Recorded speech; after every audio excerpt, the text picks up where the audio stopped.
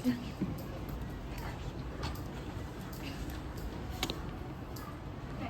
sebelum kita masuk ke materi perkantoran modern dan teknologi perkantoran, nah, coba kalian bayangkan dulu bagaimana kehidupan kantor pada masa sebelum revolusi industri 4.0.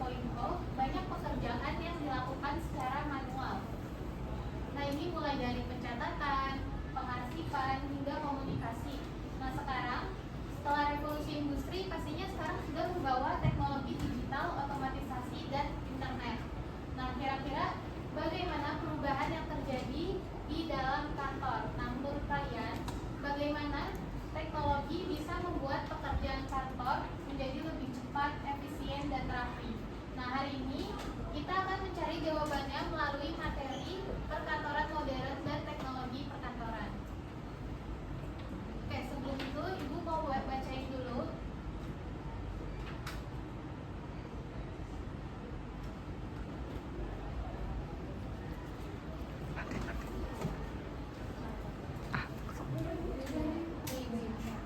Ibu mau bacain dulu tujuan pembelajarannya. Yang pertama, ada pengertian kantor modern. Nah, yang kedua, ada syarat-syarat perkantoran modern. Yang ketiga, ada jenis-jenis ruang kantor modern. Yang keempat, ada pengertian teknologi perkantoran. Yang kelima, ada manfaat teknologi perkantoran. Dan yang terakhir, ada contoh-contoh teknologi perkantoran. Nah, di sini Ibu mau tanya dulu, apa yang kamu bayangkan ketika mendengar kantor modern? Menurut aku kalau kantor modern itu kantor yang udah pakai teknologi yang canggih, terus ruangannya rapi, nyaman, banyak komputer, secara kerja juga praktis. Ya, benar. Jadi kantor modern itu pastinya yang kalian tahu itu yang sudah memakai teknologi canggih ya. Lanjut. Jika kalian membandingkan kantor zaman dulu dengan kantor sekarang, apa perbedaan paling mencolok yang bisa kalian lihat? Kalau dulu itu menggunakan mesin ketik, terus telepon kabel, terus juga banyak memakai kertas. Kalau misalnya sekarang menggunakan komputer, terus laptop, internet, dan juga aplikasi digital. Oke, benar. Jadi bisa kita lihat ya, kalau dulu itu apa-apa masih serba manual. Nah, masih pakai mesin ketik yang manual. Nah, kalau sekarang kita sudah bisa memakai komputer, laptop, dan lain-lain. Lanjut, kita masuk ke pengertian kantor modern. Nah, di sini kantor modern adalah tempat bekerja yang sudah menggunakan teknologi canggih, sistem kerja yang efisien, dan lingkungan kerja yang nyaman serta fleksibel. Nah, tujuannya di sini adalah untuk mendukung produktivitas kerja sama antar karyawan. Jadi kantor modern itu yang kalian lihat itu bukan hanya gedung-gedung yang tinggi, tapi kantor modern itu yang mempunyai aturan-aturan atau prinsip yang sudah ditentukan oleh perusahaan. Nah, itu untuk membuat perusahaan menjalani pekerjaannya menjadi lebih cepat dan juga lebih efisien. Oke, kita lanjut ke syarat-syarat kantor modern. Yang pertama, kantor harus menjalankan semua kegiatan sesuai aturan hukum yang berlaku. Nah, ini penting ya. Syarat di kantor modern itu penting banget untuk mengikuti aturan dari pemerintah atau sesuai dengan hukum yang berlaku supaya tidak terjadinya sesuatu hal yang tidak diinginkan seperti itu. Yang kedua, peralatan kantor harus disesuaikan dengan jenis pekerjaan. Nah, ini juga penting. Nah, jadi peralatan kantor itu harus disesuaikan dengan apa yang dibutuhkan oleh karyawan. Misalnya administrasi itu butuh komputer, ya. Nah, terus akuntansi itu butuh software yang memadai seperti itu. Nah, yang ketiga, ada uang kantor harus dikelola dengan jujur dan bisa dipertanggungjawabkan. Jadi setiap pengeluaran di kantor itu harus direkap atau harus dilaporkan ke pihak tertentu supaya tidak terjadinya miskomunikasi ataupun kekurangan seperti itu. Nah, selanjutnya antar pegawai harus saling berkomunikasi dengan baik. Nah, ini termasuk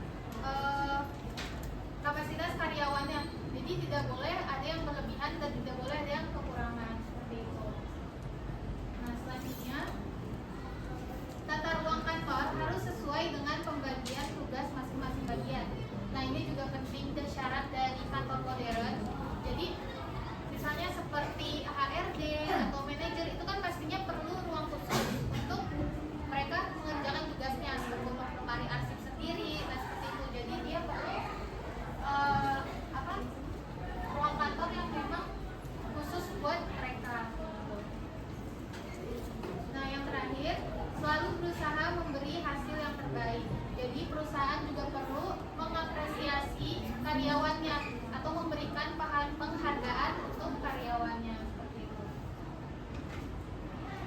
Oke, kita lanjut ke jenis-jenis kantor modern. Nah, di sini ada yang tahu? Yang pertama ada virtual office. Ada yang tahu virtual office apa? Virtual office itu kayak kantor yang menyediakan ruang kerja fisik, tetapi menyediakan alamat resmi kantor. Oke, benar. Jadi itu udah termasuk benar ya. Jadi virtual office itu seperti dia bekerja secara jarak jauh. Jadi tidak di kantor. Dia bisa melalui Zoom, melalui Google Meet seperti itu. Dan itu biasanya dilakukan oleh perusahaan-perusahaan yang emang bukan perusahaan besar yang masih startup seperti itu ya. Nah, yang kedua ada service office. Nah, ini ada yang tahu? Service office itu kayak adalah ruang kantor yang siap pakai yang disewakan dengan fasilitas lengkap seperti meja, kursi, internet, resepsionis, dan ruang rapat hingga keamanan. Perusahaan bisa langsung bekerja tanpa menyiapkan fasilitas sendiri. Oke, benar. Jadi service office ini ruang kantor yang memang disewakan yang sudah lengkap dengan fasilitasnya. Jadi perusahaan biasanya perusahaan yang memang hanya untuk mau menyewa gitu, perusahaan kecil biasanya ya. Jadi sudah disediakan meja, kursi, dan juga perlengkapan lainnya seperti itu. Nah, yang ketiga ada co-working space. Nah, ini ada yang tahu apa? Co-working type of office adalah ruang kerja bersama yang digunakan oleh banyak individu atau perusahaan berbeda. Biasanya bersifat fleksibel. Oke, benar. Jadi ini seperti ruang kantor yang terbuka. Jadi bisa dipakai oleh karyawan, mahasiswa. Jadi dia biasanya dipakai oleh pekerja freelance seperti itu. Oke. Selanjutnya itu ada teknologi perkantoran. Tapi sebelum kita masuk ke materi selanjutnya ini, ibu mau kita ice breaking terlebih dahulu. Oke,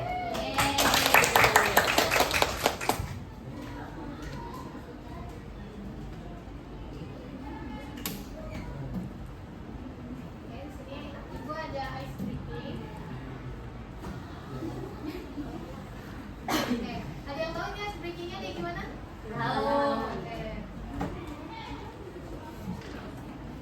Jadi di sini ada 5 pertanyaan. Kalian boleh jawab apa aja sesuai yang ada di pikiran kalian. Nah, jika kamu menjadi bla bla bla, alasannya apa? Seperti itu ya. Nanti yang mau jawab boleh tunjuk tangan. Oke? Siapa yang mau duluan? Mau nomor berapa? 2. Oke.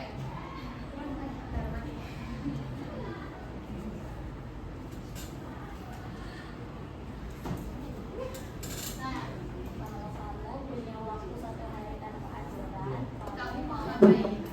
saya mau masuk ke dalam mall, mau ambil semua barang-barang. Apa alasan kamu? Biar saya jadi orang kaya. Kamu yang masih serius. Ini kalau 1 hari tanpa aturan ya.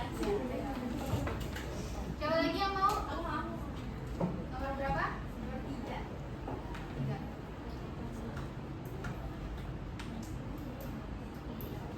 Jika kamu bangun tidur dan tiba-tiba terkenal, kamu mau terkenal karena apa?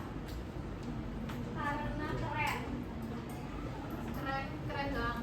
Iya, soalnya biar non-challenge. Kerennya karena apa? Karena punya bakat. Karena jago main bola.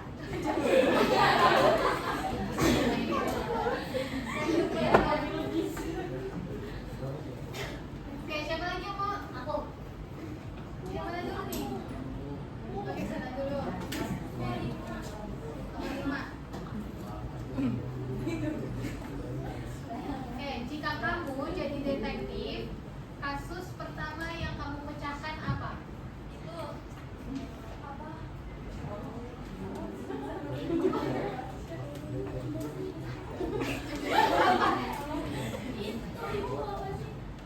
Kasus apa?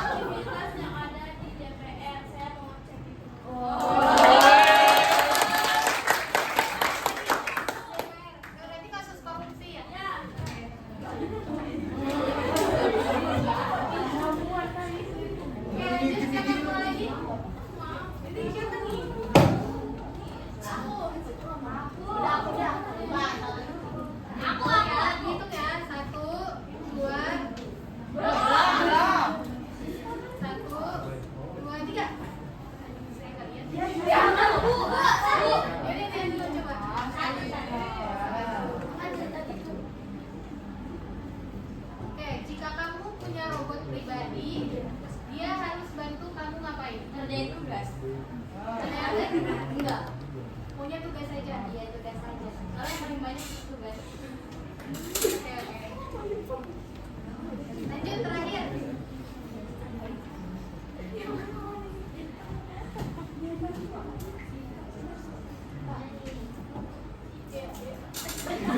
Hitung deh. Oke, hitung ya.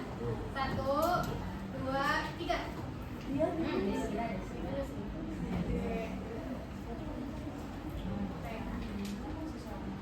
Jika kamu bisa ngobrol sama hewan, hewan apa yang kamu ajak ngobrol duluan? Serigala. Serigala. Kenapa serigala? Karena aku tertarik sama serigala. Suara kayak serigala. Coba dong, dicoba dong. Dicoba. Jangan udah habis ya.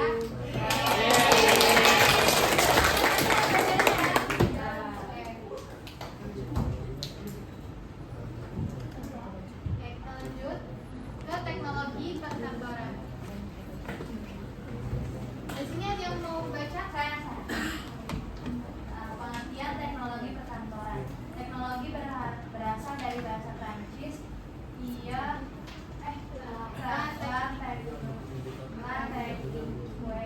Yang artinya proses untuk mewujudkan sesuatu secara rasional. Teknologi perkantoran adalah penggunaan alat atau mesin berbasis teknologi untuk membantu pekerjaan kantor seperti mencatat, mengolah data, menggandakan, mengirim, dan menyimpan informasi. Tujuannya agar pekerjaan kantor lebih cepat, efisien, dan membantu mencapai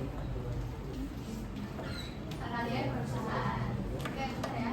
Jadi teknologi perkantoran itu dia penggunaan alat atau mesin yang berbasis teknologi. Nah, ini bisa membantu pekerjaan kantor seperti mencatat, mengolah data, menggandakan, mengirim. Jadi pekerjaan kantor itu menjadi lebih cepat diselesaikan atau lebih teratur gitu. Seperti itu. Nah, selanjutnya ada manfaat teknologi perkantoran. Nah, yang pertama, manfaatnya di sini ada membuat kerja kantor menjadi lebih efektif.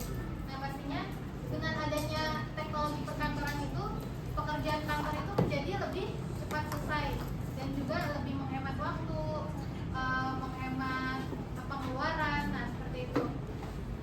Nah, kalau contohnya itu seperti penggunaan Microsoft Office. Nah, sekarang kan jadi kita nggak perlu menggunakan kertas lagi, bisa menggunakan Microsoft Office untuk membuat laporan dan lain-lain. Nah, yang kedua, menyimpan data menjadi lebih aman. Nah, ini salah satu manfaat teknologi perkantoran. Data perusahaan itu bisa disimpan menjadi lebih aman karena adanya sekarang udah ada cold storage kayak Google Drive, kayak seperti itu, atau OneDrive. Nah, itu kan harus menggunakan password terlebih dahulu ya untuk mengaksesnya. Nah, jadi data menjadi lebih aman. Nah, yang ketiga, mempermudah komunikasi antar karyawan. Tentunya dengan adanya teknologi perkantoran itu bisa mempermudah komunikasi antar karyawan. Sekarang kan udah bisa pakai WhatsApp, Zoom, atau Skype seperti itu ya. Jadi walaupun jarak jauh masih bisa tetap berkomunikasi gitu. Nah, yang keempat, meningkatkan produktivitas kerja. Nah, dengan adanya teknologi perkantoran, pekerjaan itu bisa selesai menjadi lebih cepat. Bisa karena sudah banyak alat teknologi yang canggih seperti itu. Yang kelima, memperbanyak hasil kerja. Nah, ini jadinya dengan adanya teknologi perkantoran, pekerjaan itu menjadi lebih cepat diselesaikan. Jadi pekerjaan itu banyak yang cepat selesai seperti itu. Nah, yang keenam, yang terakhir, memberi batasan dan aturan kerja yang jelas. Nah, ini dengan adanya teknologi perkantoran, jadi dia bisa memberi aturan kepada karyawannya seperti contohnya seperti aksen. Sekarang aksen udah bisa pakai fingerprint.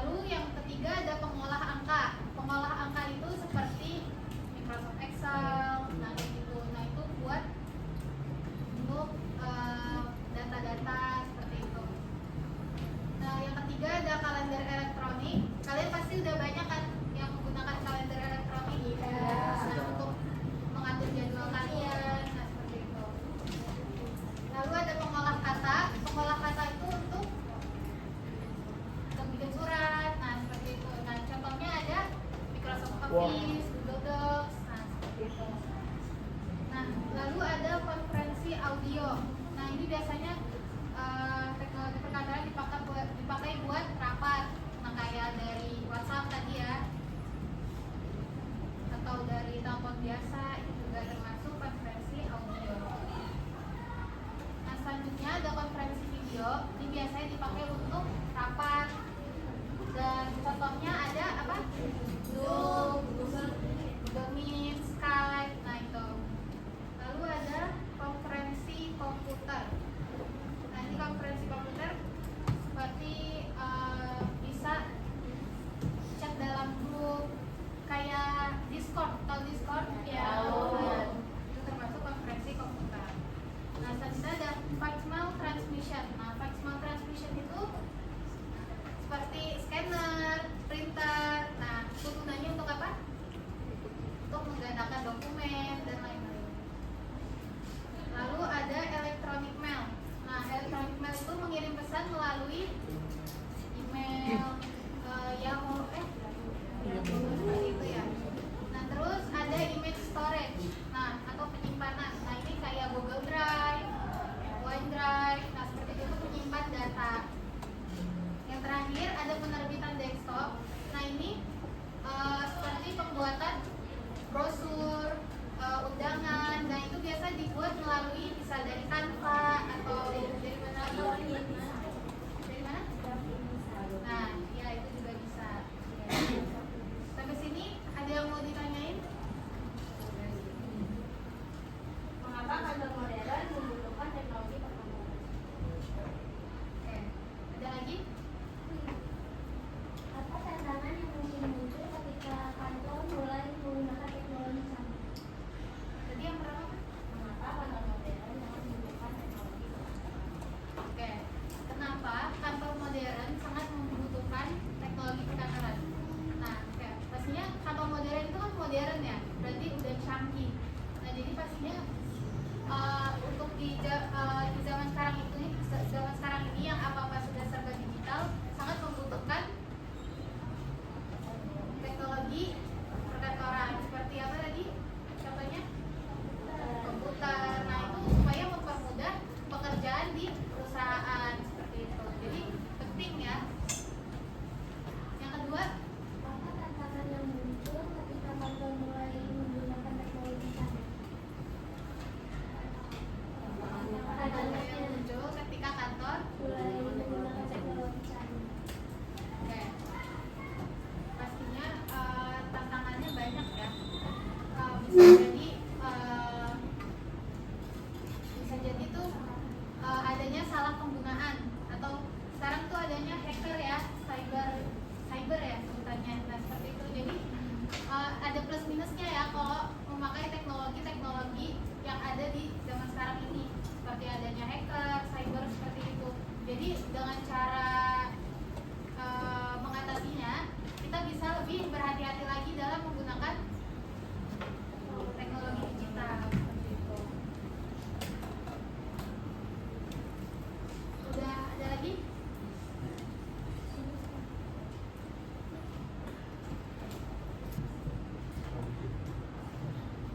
Oke, kalian boleh buka Zenquiz dan masukin kode ini ya.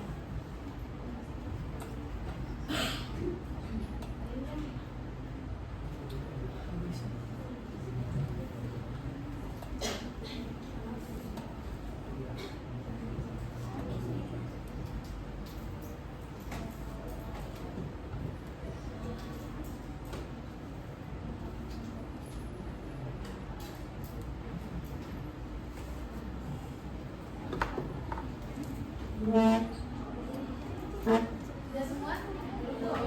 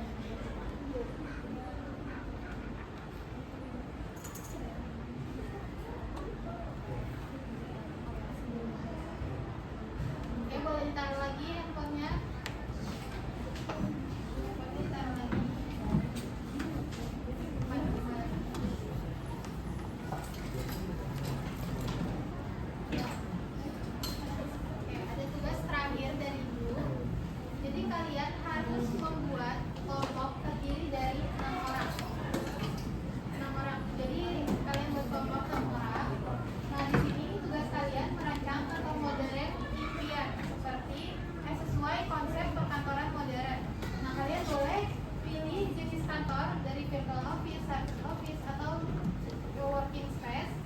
Lalu tentukan teknologi perkantoran yang digunakan seperti email, video conference, cloud storage, dan lain-lain. Nah, lalu kalian jelaskan fungsi, manfaat, dan alasan penggunaan teknologi tersebut. Lalu susun hasil proyek dalam bentuk poster, infografis, atau slide PPT. Nah, yang terakhir, lalu tampilkan desain kantor kalian yang efisien, kreatif, dan produktif. Oke, udah bentuk jadi 6 ya, kelompok ya.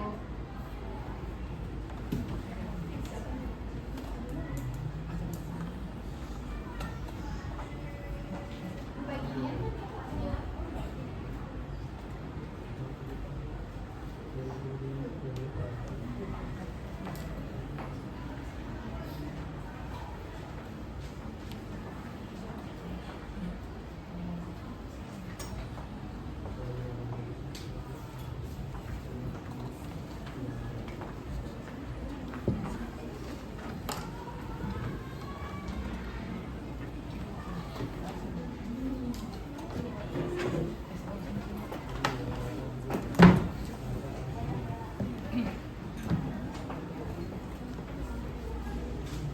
Oke, boleh kalian kerjakan. Udah pada paham kan sama tugasnya? Sudah.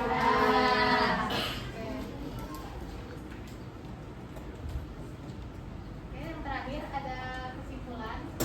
Ada yang mau beri kesimpulan? Boleh? Kesimpulannya,